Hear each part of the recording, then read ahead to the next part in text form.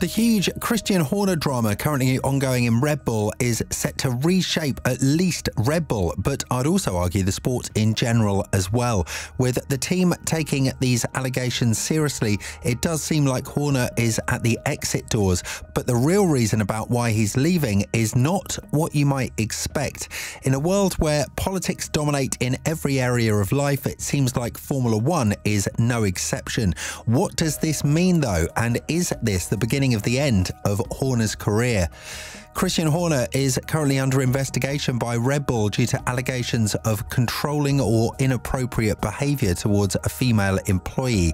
Reports suggest there is a dossier of information regarding the matter, although the exact nature of Horner's actions remains unclear. And as of this moment, Red Bull has initiated an inquiry into Horner following a complaint made by a female employee against him. And of course, Horner immediately denied these allegations. The allegations primarily revolve around his alleged strict and controlling management style, which we'll get to in a moment, and it's claimed that Horner expressed dissatisfaction with the conduct of the female employee before she lodged a formal complaint about his behaviour. While the outcome of the investigation remains uncertain, it appears that the internal dynamics at Red Bull have been strained, no matter whether or not Horner is innocent or guilty. This brings us to the question of whether someone wanted Christian Horner gone from Red Bull for quite some time now, because from a team principal of impeccable reputation, he's turned into basically a sort of a predator overnight in a situation that might be used to get rid of him. Reports have long indicated a power struggle between the UK-based team he leads and the parent company headquartered in Salzburg, Austria, and the passing of Red Bull founder Dietrich Mateschitz in October 2022 aggravated this situation, leading to the appointment of a new board of directors. Control of the F1 division was entrusted to former RB Leipzig chairman Oliver Minzlaff, who's rumoured to be seeking Horner's removal. Additionally, there are reports of strained relations between Horner and motorsport advisor Helmut Marko. However, Red Bull's Thai backers, led by Chalem Uvida, the son of co-founder Chalio, are supportive of Horner, which is probably why Horner has not been suspended and continues to work as usual, preparing for pre-season testing in Bahrain in 2 weeks' time. Horner has held his position since 2005, contributing to Red Bull's success with 6 Constructors' Championships and 7 Drivers' titles. F1 journalist McAvoy, who shares a close camaraderie with the Red Bull team boss, believes that the internal power struggle within Red Bull after the death of the company's owner Dietrich Mateschitz is one of the reasons leading to the witch hunt against Horner. Explaining his reasoning behind the motive of the investigation, McAvoy wrote in his column in the Daily Mail, "An element of the imbroglio, though, and less obvious, is a typical Formula One twist. Politics is never far from the surface, and regardless of the particulars of the case, there is a subtext, a tug of war between those in Salzburg and the team Horner runs. The spark of this difference of outlook can be traced back to the death of the company's founder, Dietrich Mateschitz, in October 2022. Since then, the company is less obviously ruled by an overarching figurehead.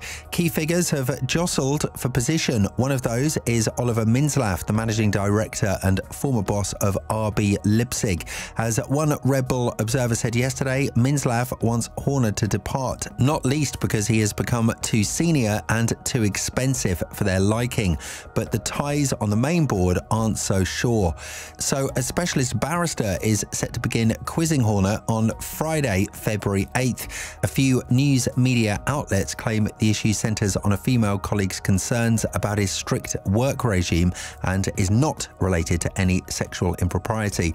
But the interesting thing here is that this is actually much bigger than even portrayed in the media. It has now emerged that attempts were being made behind the scenes to settle the affair without much hassle in the media for everyone involved, and apparently Horner was advised to resign voluntarily in order to avoid too much media attention and a public debacle against him. But he rejected that and has now set up his own lawyers to defend himself. Bernie Ecclestone, the former Formula One CEO, is reportedly also behind the scenes, and it's worth noting that Ecclestone and Horner share a close personal relationship, with Ecclestone Eccleston being Horner's best man.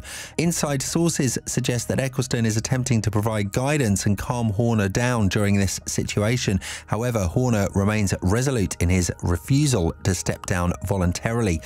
Interestingly, the initial leak of the story originated from the Netherlands, and it kind of makes sense if you think about it. Within Formula One circles, there are rumours about a strained personal relationship between Horner and Jos Verstappen, and Max is believed to prioritise loyalty to his father and Helmut Marko rather than Horner. This we know because when there were rumours last year about an apparent Marko versus Christian feud in the team, Verstappen publicly stated that if Marko leaves the team, so will he.